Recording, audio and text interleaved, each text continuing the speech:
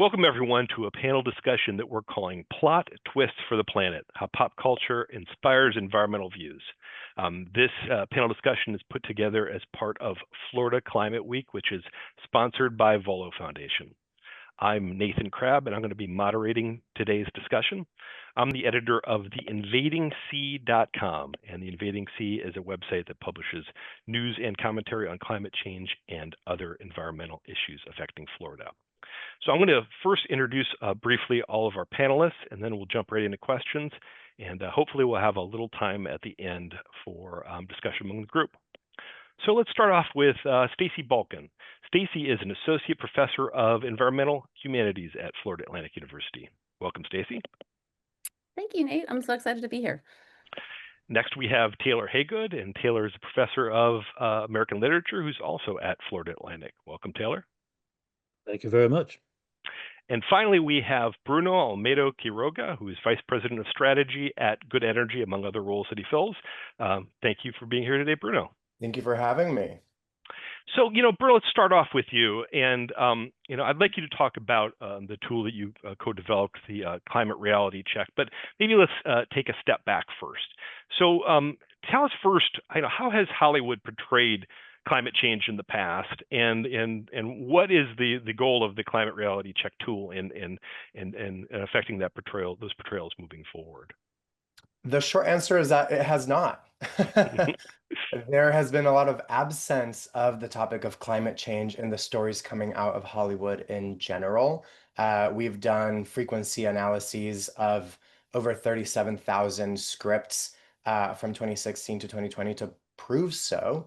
And so the objective of tools like the climate reality check is to increase said frequency of climate change in TV and film. The problem is that climate change was perceived as a very divisive issue.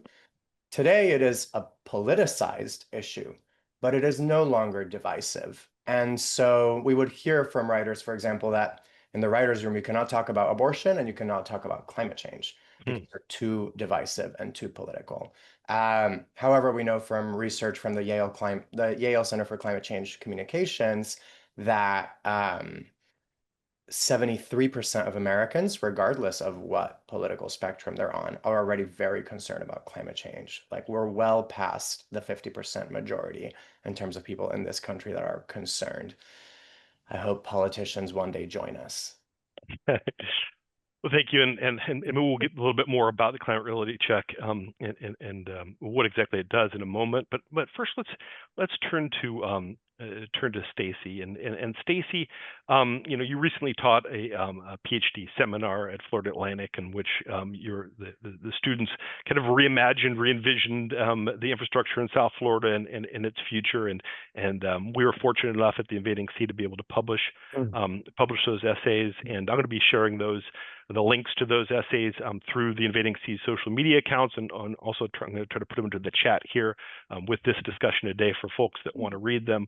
But you also wrote an essay as well, kind of discussing the course, and some of the ideas behind it. Specifically, you talked about the field of energy humanities and the field that you focus on. And I'd like you to talk a little bit more here today about that, and specifically how have film and literature and TV shows, how have they influenced the way that the public views fossil fuels? Great question. Well, thank you. And thank you for publishing our infrastructure projects. That was really exciting. Having students here actually seek to reimagine infrastructural possibility against these, too frequent, apocalyptic scenarios, which Bruno, I love your work, and I agree that it's climate change is woefully underrepresented. And at the same time, I think another problem which we deal with in the energy humanities is that it's not only underrepresented, but it's also grossly misrepresented.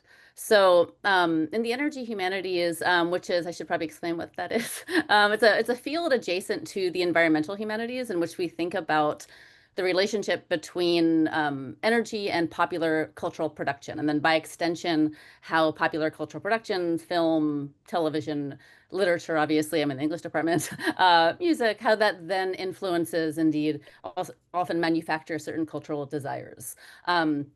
So, for example, the reason why our understanding of fossil fuels vis-a-vis Hollywood as being something that, is sort of has been around for time immemorial, right? And we can't sort of imagine beyond it.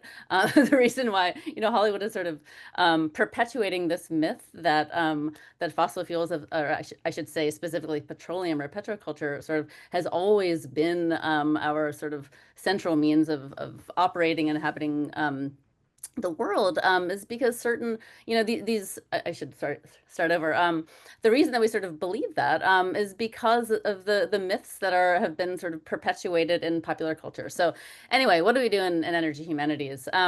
We think about something like, how does the automobile figure in popular music and literature and films, as a means of securing the myth of automobility as a means of achieving a kind of freedom. And so a really good example of this, the other day we started class with looking at Tracy Chapman's 1988 hit Fast Car, right? And it's this, really, this beautiful song that speaks to the degree to which, getting behind, the steering wheel, getting in the car sort of offers a means of freedom from the drudgery of daily life, right? And thereby, again, upholding this sort of like enduring myth of automobility and freedom. And it's a myth, and it's a story that's so powerful, right? That 4 decades later, a 27-year-old country western star reboots the song, and my students love it. Clearly demonstrating that this idea of the car, right, as both a kind of symbol of freedom and also means of like escaping the drudgery of our lives, right? That of course, I mean, this continues to endure. And I should say too, this myth is so, and this is kind of what I was getting at earlier, sorry. I'll try to kind of keep this under 2 minutes, but this myth is so powerful, right? That like during the 1970s, during the so-called energy crisis, right? The notion that we might, exhaust our petroleum supplies leads to films like Mad Max, right? Where you've got suddenly, right, the prospect of a world beyond energy is a prospect, is a sort of a future beset by doom and scarcity, in which the only possible scenario, right, is that we're like cannibalizing each other, right? So I think to kind of go back to what Bruno was saying, we do see some, we do see some representations of climate change and its aftermaths, and certainly extraction and its impacts. But I think that those representations often tend toward a problematic form of representation, which is to say this kind of apocalyptic scenario. Maybe I'll stop there. That was Thank you very much. sorry. Yeah. So no, that was great. I appreciate that. Let's turn now to Taylor. And Taylor, you've written several books, and one of the most recent ones is about the author Theodore Pratt, who wrote the Barefoot Mailman and other books set in Florida. Could you tell us a little bit about Pratt and kind of how his descriptions, his portrayals of the environment in Florida and the changes to Florida's environment, kind of have had influence here in the state? Yeah, absolutely. And thank you so much for this opportunity. And I'm so happy to be a part of it and to be with Stacey and Bruno and to get to talk with them and with you and Nathan, and just really appreciate this moment. Yeah, so Theodore Pratt, he was a guy who was in his writing in the middle of the 20th century, and which is kind of an interesting time in Florida anyway. He's a contemporary of the mystery writer, or I guess you would say a kind of crime writer, John D. MacDonald, and who's part of this tradition of Florida noir. And he was actually not from Florida, like a lot of Floridians, like maybe everybody on this panel, I don't know, but a lot of Floridians are not from Florida. He was from Minnesota, but he was somebody who kind of grew up kind of on the border between Minneapolis and the countryside around it. And there are a lot of lakes, and there's a lot of natural space around there. And so that was something of interest to him. And I think he kind of lost that as a kid when his family moved him to New York City, and then to uh, out to New Rochelle. Anyway, he came to Florida though in the 1930s, and was immediately struck by it and was immediately drawn to it. And it was after the big bubble had burst in the 1920s, and like a lot of the country, the region was not in the best shape. but he got fascinated not only with the coast, but really moving inland. And he got really fascinated with, culture across the board, but also the flora, the fauna would have been the words he would have used, of Florida. And the more he got involved in that, the more he learned, the more passionate he became, really. And you know, by the time, so he started writing, and he wrote quite a few books, novels. Many of them are not remembered now. The Barefoot Mailman was the biggest hit for Florida, and remained in print for a long time, decades. But he became kind of he was called at one point the literary laureate of Florida there in the middle of the 20th century. And but anyway, he by the time it got to the 50s and late 50s, 60s, he just was seeing all of this development in Florida, and he really started making his way more and more westward. He wound up in the western part of Delray, and he just couldn't stand. He could not stand all of this just coastal development. And I wrote about, I guess, in the article, the case with Biscayne, down in Miami, and the idea that they were trying to film the Barefoot Mailman film adaptation, and they were trying to find, in 19 whatever it was, 51, 52, they were trying to find a strip of virgin beach then, Hmm. and Right. couldn't find it. They found it, but it was already, they had to be careful with their camera angles by the time they were finished with the shooting, because the buildings were already going up. And so he really became very outspoken, and he was friends with Marjorie Stoneman Douglas, and they had unfortunately a little falling out right before he passed away. But he was very much connected with that scene, and he was a very outspoken against development there on the coast. Sure. There's more to Well, talk about, but I don't want to talk too long. well, I appreciate that. And you mentioned the uh, the essay that you wrote for the Invading Sea, and thank you for that. You've written a couple essays now, but the one specifically about Pratt. You also talk about environmental writing in Florida in the current day, and Carl Hyacin, which Of course. has really kind of carried the torch in terms of writing about development. And for those of us who are Carl Hyacin fans, know that the greedy developer is a character in many of his stories, and who's doing something nefarious against the environment, or against some sort of endangered species or something like that. And I guess I wonder, in terms of how you view that kind of writing. I mean, I always think that Hyacin's kind of channeling the frustrations of a lot of Floridians, but is it also influencing the way that Floridians view about the changes to their environment, and specifically about how development is bespoiling some beautiful natural places? I think that's a great question.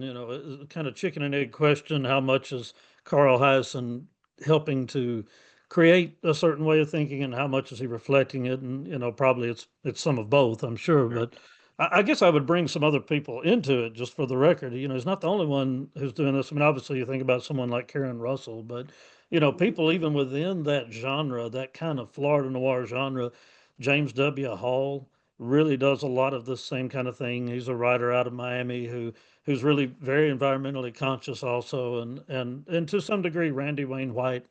They're all in that kind of Florida crime scene, and you might not think about. I guess the reason I mentioned that is you think, well, okay, this is a certain kind of genre. It's not literary, but it's kind of thinking about all of these things. And by the way, a lot of those people are drawing on someone like Harry Cruz, Yeah. who, by the way, Stacey I don't know if you know this novel. He wrote a novel called Car. That was the name of the novel. It's about a guy who I eats a don't. I car don't. in the I Okay. think it's like 1970 something. And Uh-huh. it's all about like consumer culture and all these problems around it. Yeah. And it's the character in the novel uh, eats pieces of a Ford every morning in front of an audience, and then he passes them in Oh the goodness. evening, and they Wow. melt them Wow. down and sell them. So not to be gross to the audience, but Oh.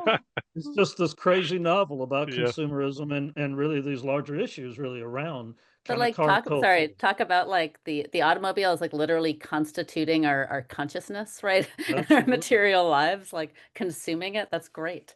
And it's absolutely, done in so a very intentionally absurdist by the way. fossil fuel industry, right? Like, I mean, you were getting into it, Stacey, but Shell has had an in-house film production unit since 1934. Oh yeah. Oh, They've I'm been sure. making Yeah. movies and investing in movies.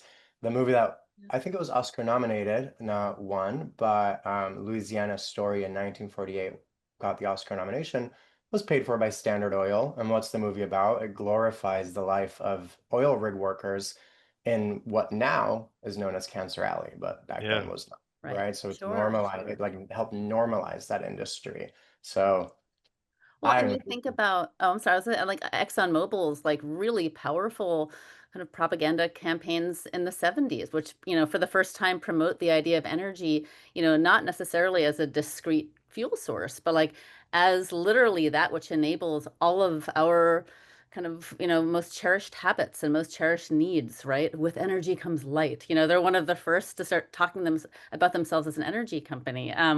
But then in Hollywood, there are also films like Giant, which we watch in Energy Humanities, right? You have, the iconic shot with James Dean being drenched in oil, sort of like prostrate in front of the derrick, right? Like these yeah. images of our kind of fossil fueled lives are striking. Yeah. I Yeah. mean, Well, what and they oh, let's discuss about how that narrative might change. I mean, Bruno, we mentioned the climate reality check, but I don't know if maybe you could explain it to folks that are not familiar with it. I mean, how does the climate reality check work, and in terms of kind of changing these narratives?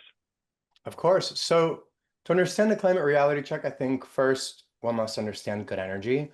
Good Energy is the organization that I'm the VP of strategy for, and we specifically focus on narrative change in Hollywood, right? So what do we mean by narrative change? Very tangibly moving the narrative from this to that. So right now I'm focused on a lot of different health projects where we are aiming to move the narrative from climate change is about planetary health to climate change is about personal health.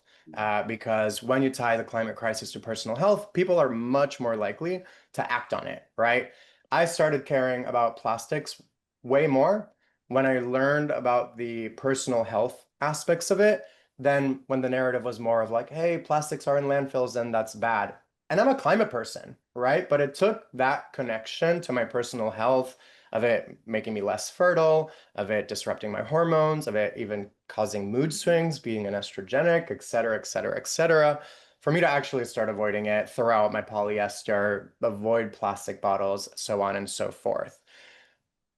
In changing the narrative, we of course need to increase the frequency of times in which climate change is being brought up to begin with. Health is one of our focus areas. We focus on a lot of different topics within climate.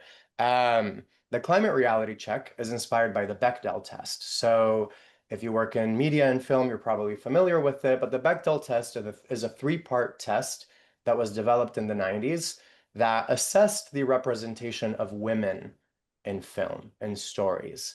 And so the three-part test is that in this story, there's at least two women with names, so that's part one, who speak with each other rather than with a man, with each other about something that is not a man, right? Should be easy. And yet, before that test, and even today, most stories do not pass that test. Lord of the Rings does not pass that test.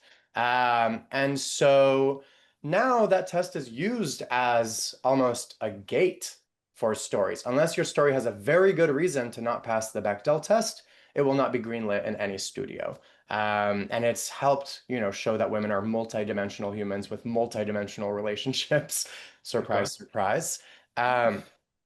The climate reality check aims to do something similar, to increase the representation of awareness of climate change in the characters that we see on screen. So this is a two-part test. One, climate change exists in this story world, and two, a character knows it. So a film like Parasite, if you're familiar with Parasite, first movie to win Best Film that was an international film, but won Best Film at the Oscars, um, came from South Korea. There's that crazy flood scene where Oh yeah. the apartment gets flooded and then the rich family's camping trip gets ruined, but the poor family's apartment and life gets totally upturned. Climate change is not mentioned at all in the film, but the director says that he intentionally included that flood scene to reflect the reality, the new reality in South Korea, that these buildings that had underground apartments that were not built to sustain this kind of flooding are starting to get impacted, right? So you don't have to talk about climate change to show it. However, we know that when the characters are aware of climate change, That's what actually makes it click for audiences, because I watched Parasite as a climate person and did not know that that was the intention of the Right. director. It takes, actually having the character be aware either through dialogue or because they're reading a newspaper or there's graffiti on the wall that they read, so on and so forth. And so we've been annually applying this test to the Oscar-nominated films over the past 2 years. And we're now working on our first international study of it, which I cannot reveal any of yet, but it will be announced at COP later this year. Well, fantastic. We'll be looking forward to that. And Stacey, I'd like to ask you specifically about this idea of works of fiction that actually do explicitly include climate change. That climate fiction, I guess, is an entire genre. Cli-fi is a genre of fiction that's growing, that focuses on a lot of the times this kind of sci-fi futuristic views of the world where climate change plays a central role in what's happening with the characters. You introduced me to a different kind of subgenre, solar punk, that I kind of like. Would you to maybe explain a little bit more, and kind of just idea of how some of these forms of fiction can kind of introduce us to a future where renewable energy is a much bigger part of our futures. Yeah, for sure. I mean, I guess at first I would say it's funny, Bruno. I was thinking about how, like, I watched Parasite and I thought, oh, right, this is a commentary on uneven development and uneven infrastructure, right? When the waters rise. But in our field of energy humanities, we often talk about that it's not the art object, but the way in which we're reading the art object, that matters. Like that climate change is always present, but we're not necessarily glimpsing it through these tired kind of methodological approaches that we've been employing. And at the same time, as I say that out loud, it becomes, it sounds absurd, because the reality is that the general public, right?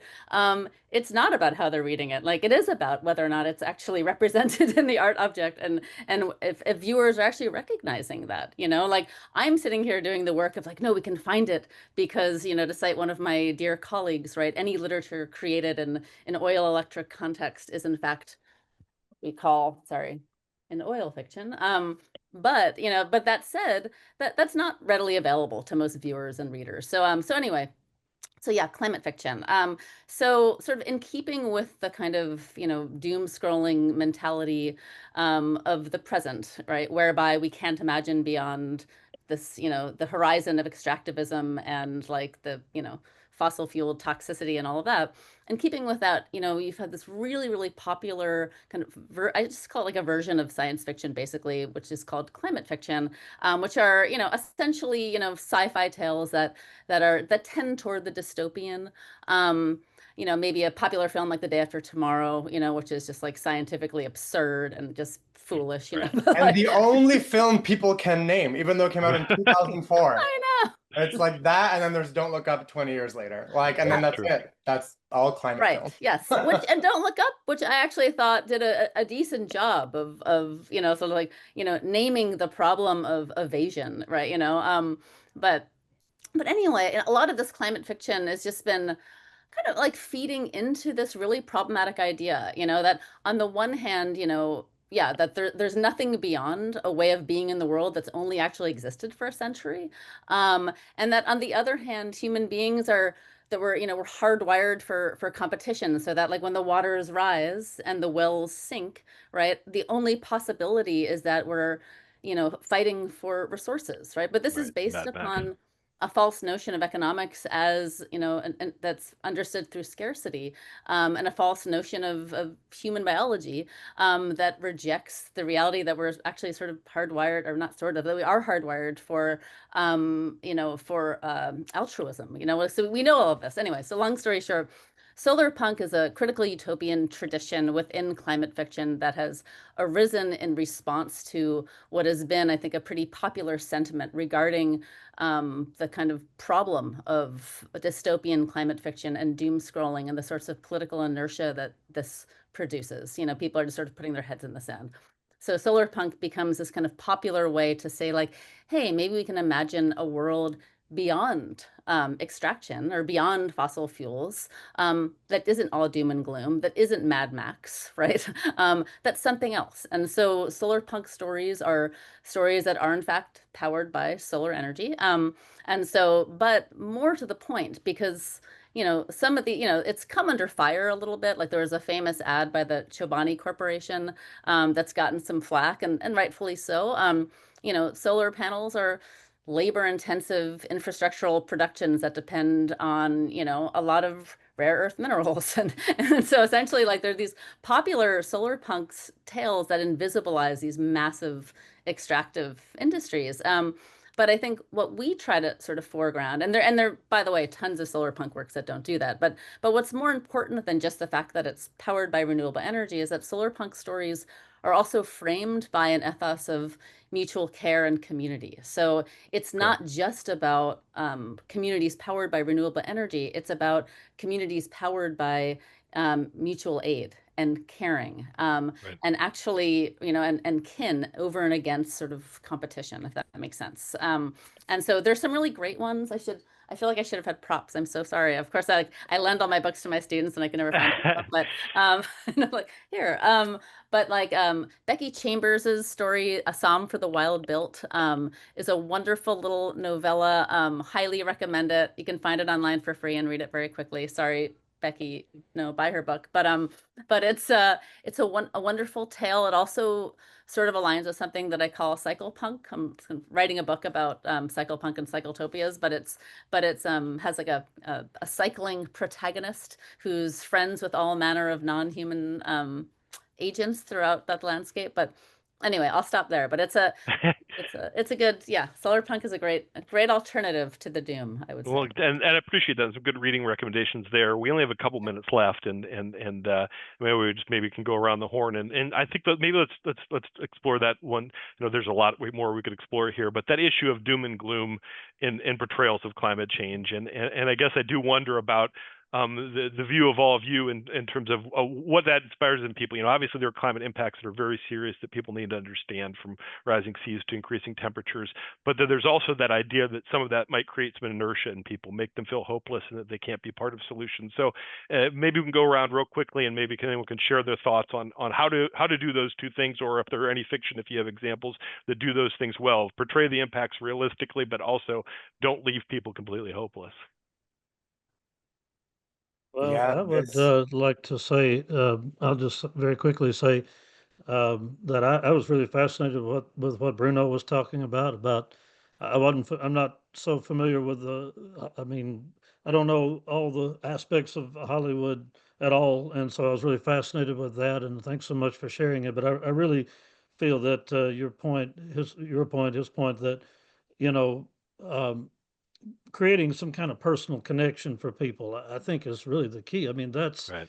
that's what narrative does, whether it's in film or literature or whatever.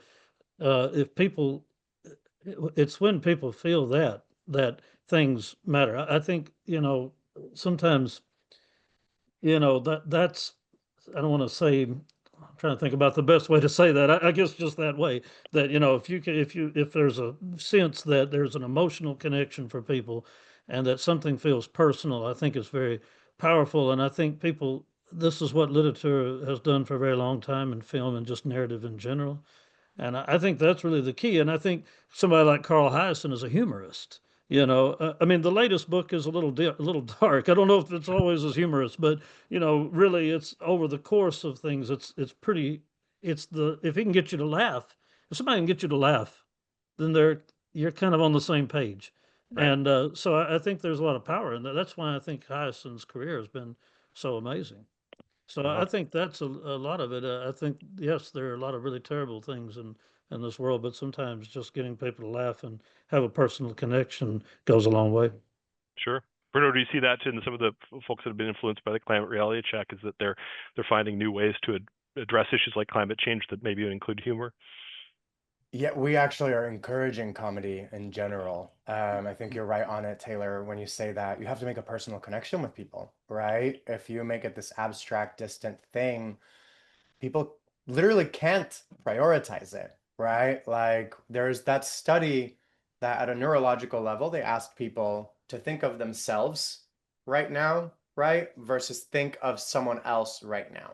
And different parts of your brain get activated when you're thinking about yourself versus when you're thinking about someone else.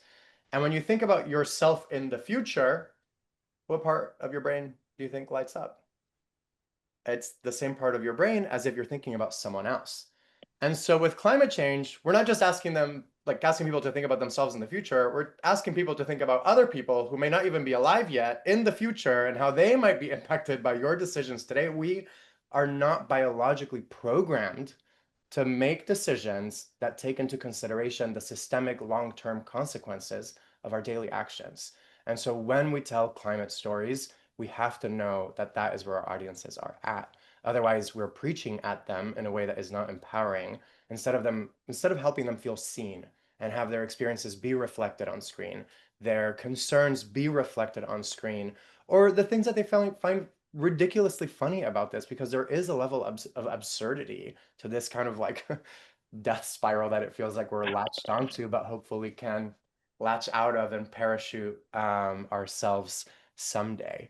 Yeah, well, that is a very good note to end on. I really appreciate all of you for being here today. I mean, you've mentioned a bunch of issues that we could explore a lot further, and hopefully, maybe some of you will write pieces again for the Invading Sea where we can do that, because I think all these are really interesting topics. So, thanks to all of you for being here. Thanks to Volo Foundation for putting together Florida Climate Week, and thanks to everyone that watched here today.